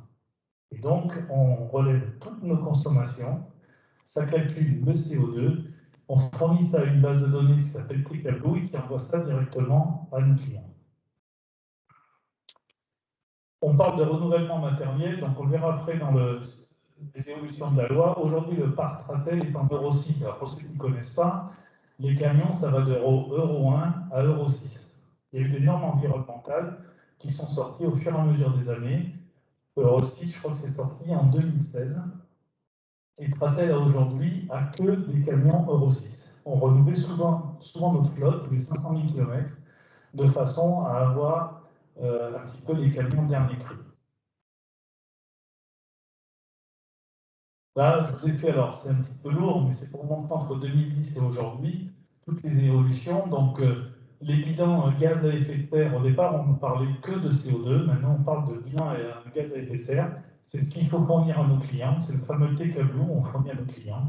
Et on voit l'évolution de l'affichage CO2 sur nos factures qui arrive en 2013-2014. On voit en 2016 l'arrivée de l'Euro 6, d'accord ? Et on voit aujourd'hui les projets LOM, donc la loi mobilité, et on voit également l'arrivée des ZFE dans certaines communes. Alors j'ai du mal à lire parce que quand on travers. Donc 2021, c'est-à-dire que les grandes communes en France qui ont plus de 150 000 habitants vont devoir créer des zones à faible émission. Donc pour rentrer dans ces villes, il va falloir avoir des véhicules qui correspondent aux critères de ces villes. Ça veut dire que peut-être qu'ils vont nous dire c'est que les véhicules critère 1, critère 2, critère 3. C'est ce que vous avez parfois sur vos voitures. Quand vous voulez rentrer dans Paris, quand un pic de pollution, il faut être critère 1 ou critère 2. Bordeaux, c'est pareil. Donc je vous ai mis un petit truc sur les carburants parce que tout le monde parle de décarbonisation. Donc le transport, on s'y intéresse particulièrement. Alors moi, je m'y intéresse beaucoup parce que je suis aussi président de la Fédération de Nouvelle-Aquitaine du transport. Donc tous ces sujets, futurs carburants, évolution de matériel, on est à fond là-dessus. Je vous ai mis quelques carburants renouvelables. Donc le bio-GNV, en gros, c'est ce qui va se faire à la... J'ai vu qu'il y avait une usine de méthanisation en passant. C'est exactement ça. Le B100, c'est un carburant qui est fait à partir de l'agriculture, le colza, etc. Le ED95, c'est de l'éthanol. Donc, il y en a pas mal dans la région bordelaise grâce au vin. Donc, tous les raisins, tous les déchets de raisin sont transformés en éthanol. Il faut savoir que depuis les années 90-93, en fait, on fabriquait de l'éthanol qu'on envoyait en Suède pour faire tourner les camions Scania. C'était quand même, c'est tout. Donc aujourd'hui, on peut faire tourner des véhicules spécifiques à l'éthanol. Bon, il y a d'autres inconvénients, c'est forte consommation, des problèmes d'entretien de moteur, etc. Bon, ça, c'est d'autres sujets. Et après, on a des carburants qui sont un peu plus modernes. Donc vous avez le fameux hydrogène. Aujourd'hui, on ne sait pas faire de l'hydrogène vert. Donc il n'y a pas encore de développement des constructeurs vers des camions avec des piles à combustible et d'hydrogène, parce qu'il n'y a pas d'hydrogène vert, que ça viendra. C'est vraiment une chaîne, je vous montrerai quelques choses après. Le gazole de synthèse, le XTL, qui se vend aujourd'hui, en gros, c'est un gazole qui est fait avec de la biomasse et de l'hydrogène.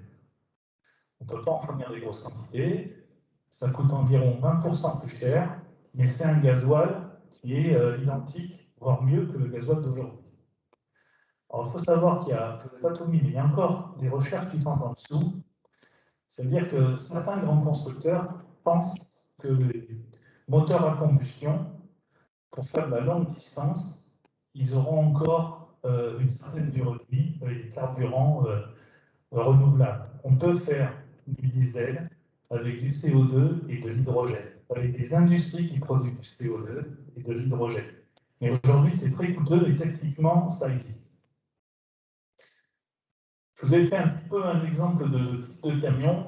Il faut savoir que quand le diesel est sorti, c'était le moteur miracle. Avec un diesel, on fait tourner une voiture, un petit camion et un énorme camion. Et des bateaux, jusqu'à 100 000 chevaux. C'est même pas mal. Donc vraiment, c'était au niveau rendement, il n'y a jamais eu mieux qu'un moteur diesel. Mais on va voir que pour arriver à s'améliorer au niveau environnement, il va falloir adapter nos motorisations en fonction de l'usage. Donc dans les hypercentres de ville, on va avoir des camions électriques. Pourquoi? Parce que quand vous transportez des cartons, en fait, vous n'avez pas de problème de charge. Donc le poids, vous pouvez le mettre sur les batteries, ça correspond bien. Entre les deux, vous allez avoir un véhicule un peu hybride, moitié carburant, moitié électricité. Et dans la partie 44 tonnes qui vous intéresse ici, qui sont en régional ou en longue distance, donc on voit qu'en fonction des années, on va avoir des évolutions.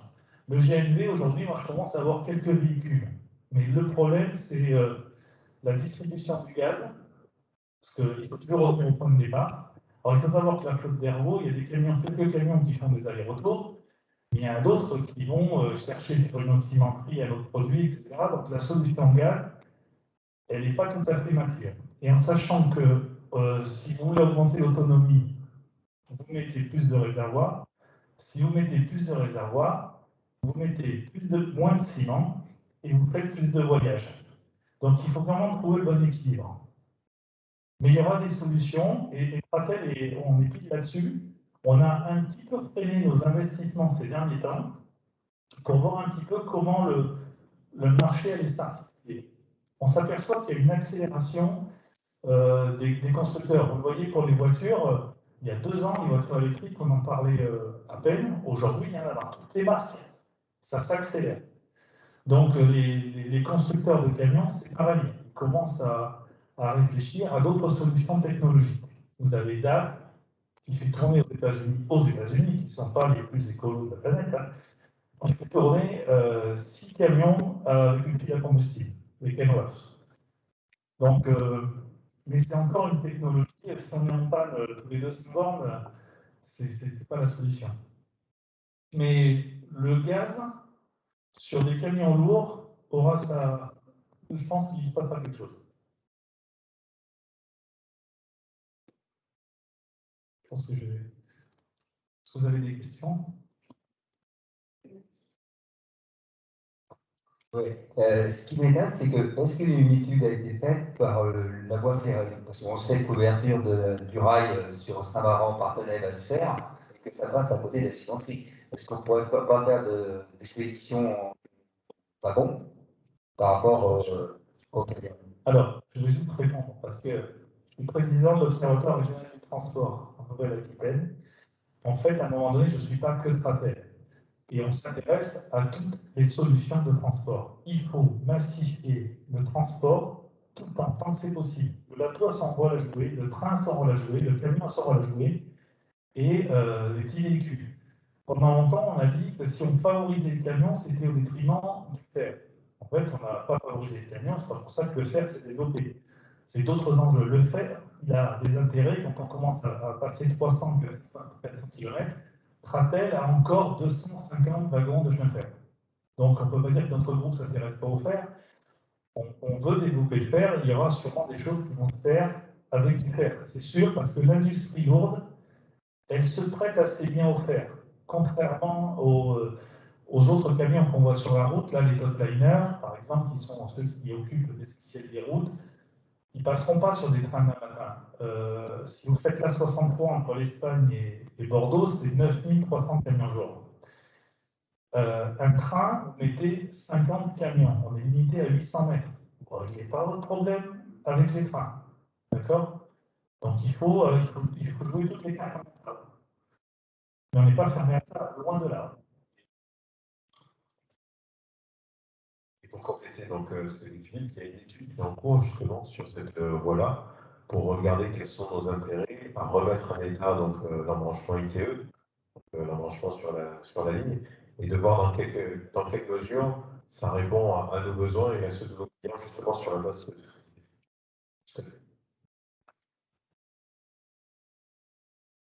Merci pour ces éléments. Est-ce que vous avez d'autres questions de compréhension Bonjour. Pour les plus de circulation, vous disiez plus 9 camions, plus 5 camions. Et au départ de la sémantique, sur l'axe considéré.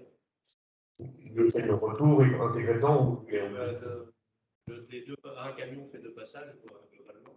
D'accord. Donc les deux sont intégrés. D'accord.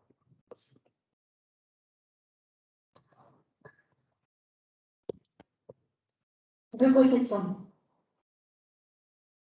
N'hésitez pas.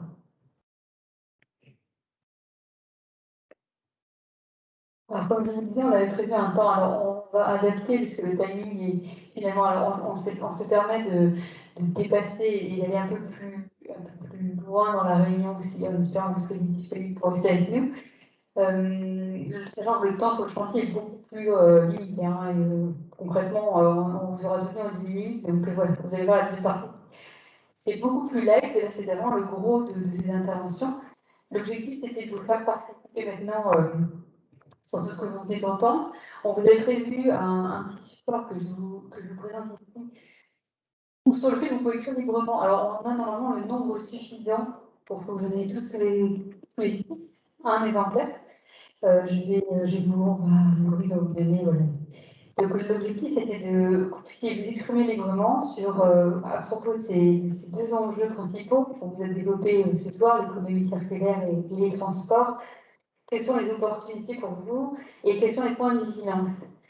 Typiquement, monsieur, vous avez encore votre question, finalement, déjà, s'il fallait compléter dans le tableau les opportunités pour demain, donc développer la liaison ferroviaire, ferrée pour le transport de l'usine. Voilà, c'est ce genre d'éléments qu'on attend aussi de vous. Les points de vigilance, c'est également, comme disait madame, d'avoir certains aspects en tête et de ne pas les négliger à l'avenir dans la conception de ce projet. Donc, on va arrêter avec le micro. La dame en ligne a sa propre animatrice. Donc, je pose le micro. Moi, le formaliste, vous allez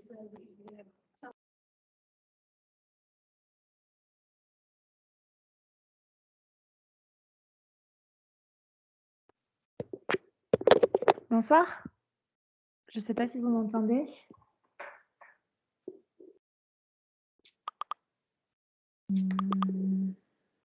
Oui, bonsoir. Madame Echeverria? Oui, excusez-moi. Oui, Bonsoir. Bonsoir. Alors, donc, c'était pour moi la petite participation là. C'est ça, tout à fait. En fait, comme on dédouble au final l'atelier à la fois sur place et en ligne, on a prévu aussi pour vous spécialement ce soir la plateforme Klaxoon où vous pouvez cliquer et ça vous ouvre en fait un tableau. Donc c'est le même contenu que les participants qui sont directement sur place. Et en fait, lorsque je pense que vous l'avez ouvert du coup, et vous avez un petit plus au milieu du tableau, enfin en bas au milieu du tableau, où lorsque vous cliquez dessus, en fait, vous allez avoir une espèce de post-it qui va apparaître et où vous pouvez écrire et le déposer comme vous voulez en fait sur le tableau. Donc bon, c'est quand même moins dynamique, c'est sûr que lorsqu'on est dans un groupe où on peut échanger, un peu stimuler les idées. Mais si vous avez déjà des retours, si vous avez des idées à faire partager ou alors des questions aussi, n'hésitez pas. D'accord. Mais là, je pense que le temps participatif va être quand même drastiquement réduit puisqu'on a vraiment dépassé le temps au niveau de la réunion. Donc, si vous ne vous sentez pas obligé d'écrire des choses ou pas, c'est vraiment comme vous voulez. D'accord. Et je vous invite dans ce cas à participer ou alors à patienter quelques minutes le temps que les participants aient fini de parler. Ok, ben je vais regarder ça. Alors c'est vrai que la présentation était un peu longue, mais ceci dit intéressante aussi parce que c'est quand même à la fois, on va dire, le nouveau procédé est à la fois complexe et c'est vrai que c'est pas si simple que ça de l'expliquer. Alors la première partie était pour moi était claire. La deuxième un petit peu plus difficile, on va dire, de compréhension, mais voilà, c'est aussi c'est aussi toute la complexité de cette usine. Mais c'est intéressant en tout cas de faire un maillage de tous les points de vigilance parce que ça concerne énormément de choses. Et je trouve que c'est. Alors après, c'est vrai que je ne vois pas qui est dans la salle, mais tout à l'heure, il était dit qu'il n'y avait pas énormément de participants. Non, sur place, ils sont 6 participants. Après, c'est vrai que c'est des projets qui, en plus, au niveau de la localisation, c'est difficile de faire venir les gens pour participer sur des sujets qui sont très restreints au final, sur des projets bien typiques. Donc, du coup, bon, là, c'est vrai qu'on n'a que 6 participants. Il y avait plus de personnes sur la réunion publique de lancement.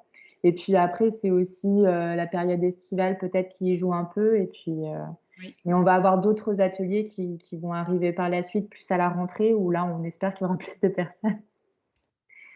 Mais là, c'est sûr, après, de toute manière, il y aura un compte-rendu qui sera fait de cette réunion, de cet atelier, avec les échanges aussi des participants en présentiel. Et on aura aussi, on mettra à disposition le support de présentation pour pouvoir aussi relire à tête reposée. C'est peut-être aussi plus simple parce que quand on est comme ça, on reçoit énormément d'informations et c'est en relisant par la suite qu'on est plus à l'aise, quoi. Alors moi juste, j'avais déjà échangé, mais c'est vrai que on a déjà donc rencontré Monsieur Manivet puisque récemment on a fait une rencontre avec notre président. Du coup, il a pu s'exprimer et voilà, donc il y avait déjà eu un échange avec la Chambre de commerce. Après, c'est ma collègue, une autre collègue, donc Emmanuelle Bertin, qui avait déjà pris les premiers contacts puisque c'est elle qui est la chargée de conseil entreprise sur le territoire plutôt d'Hervaux. D'accord. Et là, exceptionnellement, ce soir, elle pouvait pas se rendre disponible. Donc, étant sa collègue, on va dire sur le même territoire, mais moi plutôt sur le sud de la Gâtine, je lui avais dit que je participerais à cet atelier. Mais c'est sûr que si je peux récupérer le support, ça sera pour elle, ça sera aussi l'idéal, parce que la présentation est aussi importante à prendre en compte qu'effectivement les échanges qui vont se faire dans les quelques minutes si on a encore un petit peu de temps. Oui, non, mais là, vous aurez, votre collègue pourra récupérer le compte-rendu de la réunion, le support de présentation et probablement, alors ça sera à confirmer avec mes collègues, mais aussi la rediffusion de la vidéo de la présentation. On essaye de faire au plus complet pour avoir une information la plus transparente possible. Non, mais après, voilà, bon, moi de mon côté, j'entendais bien, il n'y avait pas de souci de particulier. Voilà, bon, j'ai mis un petit post-it là sur le. J'ai vu ça. Vous voyez ça sur votre écran? Oui, c'est un tableau qui est participatif. Donc là, vous êtes toute seule, mais on a l'habitude aussi d'avoir plusieurs participants et qui participent en même temps sur le même tableau. Oui, j'ai déjà fait ça aussi sur d'autres animations, puisque je participe notamment au PNR de Gâtine, justement, au Parc naturel régional, et on avait fait ce type d'exercice. Et c'est vrai que c'est vachement bien, parce qu'en plus, c'est interactif. Donc, bon, là, du coup, c'est interactif avec moi-même, mais c'est pas grave. C'est déjà très bien d'avoir pu le positionner quand même. Après, oui, voilà, donc comme M. Manivet a rencontré notre président, c'était la semaine dernière. Non, c'était il y a 15 jours, pardon. C'est sûr que voilà, ils ont pu échanger ensemble et je sais que Monsieur Dutruc a pu poser en tout cas les points de vigilance et puis qu'il fallait pas évidemment hésiter à échanger et à contacter la Chambre de commerce pour toute question liée à ce projet, puisque bien évidemment en termes d'économie, c'est sûr que c'est un enjeu important. Tout à fait. Ne serait-ce que voilà, un investissement lourd évidemment, mais un enjeu important dans le sens où voilà, ça maintient l'activité du site. Sinon, c'était fermeture du site. Enfin, c'est ce que M. Manivet nous a expliqué. S'il n'y avait pas eu d'évolution de l'outil de production, probablement que l'usine n'existerait plus dans quelques années, quoi. Oui. C'était aussi un maintien, le fait de faire évoluer cette ligne, je ne sais plus comment il l'appelle là, mais oui, ben, une ligne de production. Après, c'est vrai qu'il y a beaucoup de processus, mais il nous avait remis la plaquette, le petit flyer qu'il a fait là, donc qui est un flyer un peu en accordéon là. Du coup, j'avais déjà regardé pas mal de choses là-dessus et ça complétait la présentation de ce soir. Donc c'était très bien. Bon, bah, c'est très bien. Donc je sais pas, il y a encore un petit temps de. Alors là, je pense qu'ils vont terminer dans 5 petites minutes. Il faudra que je confirme avec ma collègue, mais je pense qu'ils vont rester encore 5 minutes à discuter. Après, on a un second temps de présentation et un dernier temps de participation sur. Alors, c'est sur le deuxième temps. Sur le chantier, non, c'est ça? Oui, c'est ça, c'est sur la phase chantier, tout à fait. Quand ça va démarrer et. Effectivement, parce qu'il précisait, donc M. Manivet précisait qu'il y avait donc le maintien de l'activité, évidemment, hein, pendant tout le temps du chantier. Donc ça, c'est sûr que ça doit être important de bien communiquer là-dessus, à la fois pour le personnel et puis l'environnement, ça c'est sûr. Et la sollicitation de toutes les entreprises qui vont venir développer cette usine.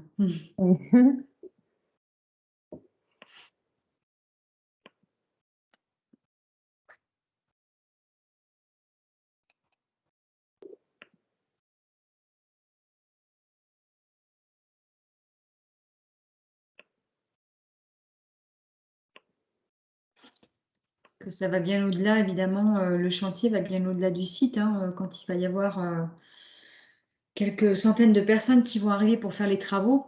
Ben, c'est ça, il faut pouvoir les installer, il faut pouvoir. Voilà, il faut les loger, il faut leur donner à manger, enfin, il y a plein de choses qui gravitent autour. Et, beaucoup d'enjeux.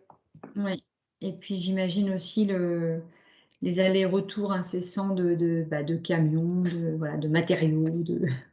Oui, mais ça, après, ils en parleront plus concrètement tout à l'heure. Je vais demander à ma collègue où est-ce qu'ils en sont. Ah oui, il y a aussi, je suis en train de parcourir un petit peu le diaporama, parce que du coup, j'ai la main sur les diapos, donc ça, c'est super bien. Et il y a aussi un temps d'échange sur la phase chantier, oui. Donc effectivement, à 19h40, là. Oui, ça dure un petit peu. Le timing est. Oui. Ils sont assez penchés au final sur les premiers temps de présentation. Du coup, c'est des discussions un peu passionnantes. Donc forcément, lorsque c'est on a tendance à s'étendre un peu sur le sujet. Oui.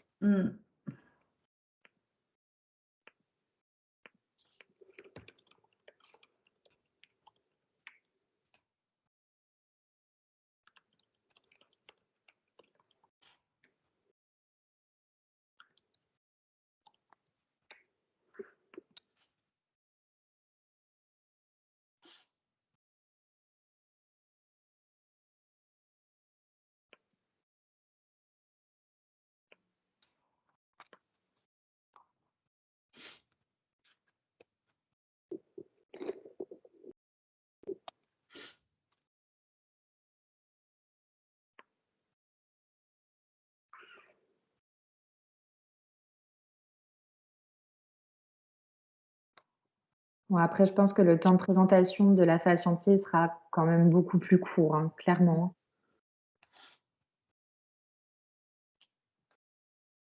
Et là, du coup, ce soir, là, c'était un atelier. Il y avait tout public ou c'était uniquement des partenaires parce que les personnes, évidemment, qui sont intervenues, là, c'était des particuliers, c'était des entreprises Alors, les personnes, le public enfin, c'est tout public. Tout public, C'est d'accord. ouvert à tous. Ok. Les ateliers participatifs sont ouverts à tous et les réunions publiques aussi. D'accord.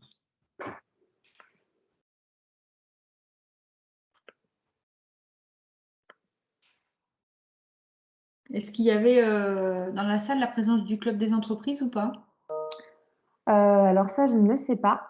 Je sais pas. Je ne le sais pas. Je pourrais vous le dire. Il faudrait que je demande à ma collègue.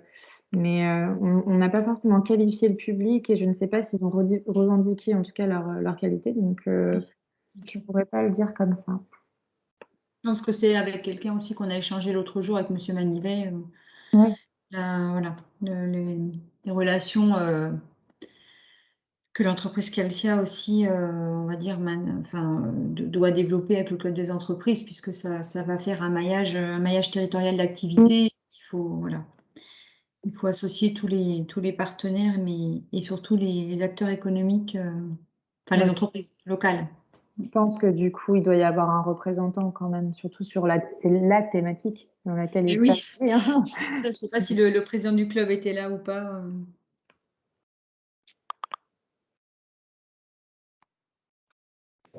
Comme son nom l'indique, donc, il y aura des bungalows pour les vestiaires du personnel qui viendra monter l'usine. Il y aura des vestiaires, donc il y aura des bureaux. Donc ça, c'est le côté basique. Il y aura une zone de pré-montage, c'est-à-dire que comme tous les éléments de la nouvelle usine viendront par camion, même exceptionnel, ce sont des petits éléments. Donc, ces éléments seront préassemblés à un endroit donné sur le site. Et après, donc, ils seront transportés avec des machines spéciales sur le site pour le montage des piles. Et puis, il y a évidemment la zone de montage. Donc, toute cette zone, tous ces trois secteurs, la basique, zone de pré-montage, zone de montage, ça sera entouré avec des barrières RH, ça sera une zone inaccessible, hormis au personnel évidemment qui vient monter l'usine. Et ça ne sera pas accessible pour le personnel ciment calcien, sauf évidemment quand ça sera organisé. Et puis il y aura la partie exploitation qui, elle, fonctionnera en même temps. L'usine aujourd'hui tournera tout pendant le montage de la nouvelle usine. Voilà, les travaux, évidemment, c'est un chantier entre guillemets ordinaire, hein, décapage des terrains, coulage des fondations, travaux de génie civil, montage des installations, et puis après tous les branchements électriques et les raccordements aux différentes salles électriques. Bon, pendant la durée des travaux, donc la base vie elle fera 4,2 hectares pour accueillir jusqu'à 1200 personnes à un moment donné. Pendant 3 à 4 mois, les travaux seront en 3-8. Et donc, il y aura 1200 personnes, donc ça fait 400 personnes par poste. Donc, ça fera du monde. Donc, les incidences de la phase de chantier étudiées dans l'étude d'impact qui a été faite sur le site actuel, sur le site de demain, et ça a été fait aussi pendant la période de chantier, il y a les sujets abordés tout à l'heure, l'éclairage, le bruit, les vibrations, la qualité de l'air, gestion des eaux, transport, odeur, biodiversité. Bon, évidemment, tous ces aspects-là ont été étudiés. Les matériaux générés par le chantier seront réutilisés sur place. On n'expédiera pas de gravats, on expédiera tout ça, sera récupéré sur place. Ouais. Le bruit, ça veut dire Alors, les habitations sont relativement éloignées par rapport à la zone du chantier. Ouais. Il n'y a pas de pieux qui vont être faits parce que le sol, parce que ce qui fait essentiellement du bruit sur les chantiers de génie civil, c'est quand vous faites des pieux, ils enfoncent un tube de 10 cm, de 80 cm de diamètre, hein, ils enfoncent ça avec un système de vibration. Là, ça fait effectivement beaucoup de bruit. Là, il n'y aura pas ce système-là parce que le sol de la carrière d'Hervaux est très dur. Et donc, bon, il y aura évidemment, on va s'enfoncer de 50 cm avec peine et ainsi de suite. Mais il n'y aura pas de système de tuyaux comme il peut y avoir pour certains chantiers. La durée du chantier, ça c'est positif. Il y a 400 personnes. La durée du chantier. Non, je disais pour la durée du chantier, c'est 400 personnes, enfin, non, 1200 personnes, vous avez dit. Oui, mais ça, c'est sur 3 ou 4 mois, ça. Le chantier en lui-même, il durera ça devrait démarrer fin 2022 et on devrait démarrer fin 2024, début 2026. Donc ça fait 2 ans, grosso modo. Mais pendant ces 2 ans-là, il y aura les 3-4 mois là où il y aura les 1200 personnes. Et après, bah, évidemment, ça variera entre je ne sais pas combien. Enfin, je suppose qu'à la fin, il y en aura peut-être plus d'une centaine pour faire finaliser les branchements électriques et tout ça. Il n'y aura pas des cinquantaines, c'est sûr. Et quel est l'impact que vous craignez par rapport à la fréquentation Ah, ce que vous voyez, c'est un impact positif pour le commerce local. Il faut les retrouver.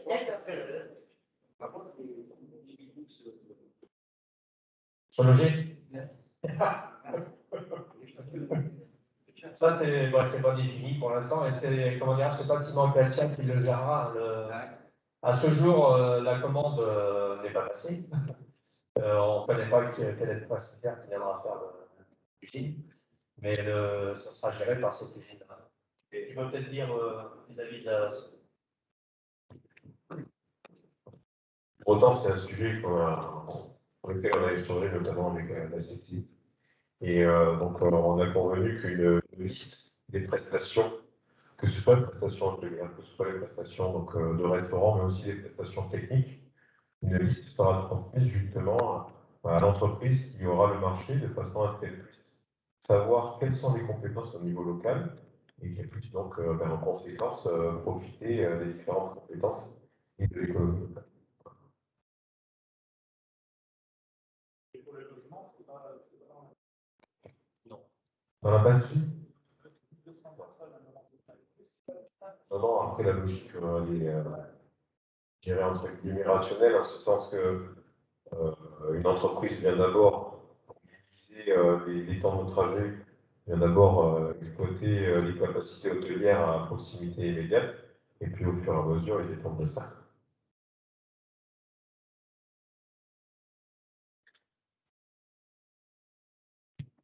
Vous voyez d'autres points sur le chantier qui pourraient vous sembler des opportunités ou des points de vigilance, justement, des inquiétudes que ça pourrait générer? Vous parlez du bruit, madame. Est-ce qu'il y a d'autres choses qui pour vous vous questionnent sur cette phase chantier?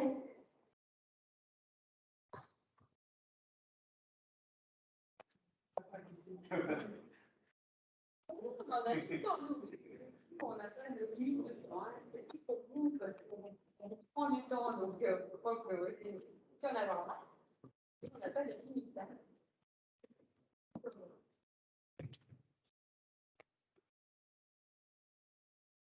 Pas d'autres points sur le chantier? Non?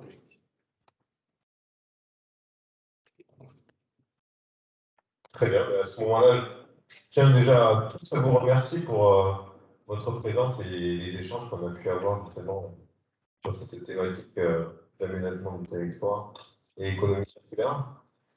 Je pense que c'est des points intéressants. J'espère qu'on a pu répondre aux différentes questions qui ont été posées de façon satisfaisante.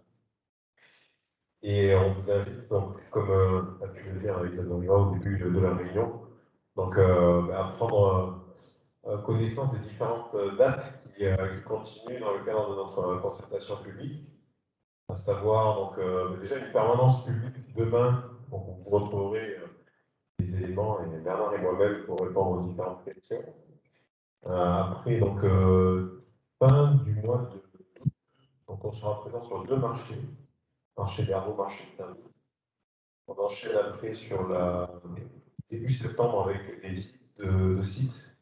Donc le 8 et le 11 septembre, 2 demi-journées pour visiter le site, comprendre donc in situ comment on produit le calcaire, comment on produit le ciment, et où sera le projet et comment sera le projet aussi, de façon concrète dans notre usine. Et après, donc, une y aura également d'autres ateliers, donc 2 ateliers sur 2 thématiques complémentaires, donc le 2 et le 14 septembre. Il y aura enfin une réunion publique de restitution le 21 septembre. Voilà. Encore une fois, merci, et puis je vous souhaite une bonne soirée. Je vais conclure. Merci, monsieur le directeur. Écoutez, nous, en tant que garant, bien entendu, on aurait souhaité plus de monde, hein, vous comprenez bien. Mais bon, on vous remercie déjà vous tous aussi d'être venus. C'est une satisfaction quand même pour nous. Je crois que justement, le fait que vous étiez peu nombreux vous a permis quand même de vous exprimer plus facilement. Il y a eu l'échange direct avec monsieur le directeur et puis monsieur Billy. Il y a aussi monsieur le représentant de Trintel, directeur de Trintel. Et vous avez donc pu avoir en direct donc des réponses à vos questions. Et je crois que ça a permis quand même à ce qu'on ait un bilan entre guillemets de cette soirée qui sera quand même suffisamment intéressant pour nous à ensuite analyser pour notre propre bilan de la conservation. Pour ceux qui ont complété le formulaire qu'on vous a proposé, donc on vous remercie de nous déposer donc dans la petite corbeille et sur une bonne fin de soirée. Et puis, ma foi, il y a, comme l'a dit M. Menuel, il y a encore d'autres moments à se revoir, donc on espère vous revoir. Et parlez-en autour de vous. Voilà. Est-ce que vous avez trouvé ça intéressant ce soir? Donc, Voilà. justement, faites venir plus de monde la prochaine fois en expliquant à quel point c'était passionnant de venir participer. Et voilà, j'espère vous revoir vous et encore bientôt. Merci beaucoup, Madame Rida. Bonsoir.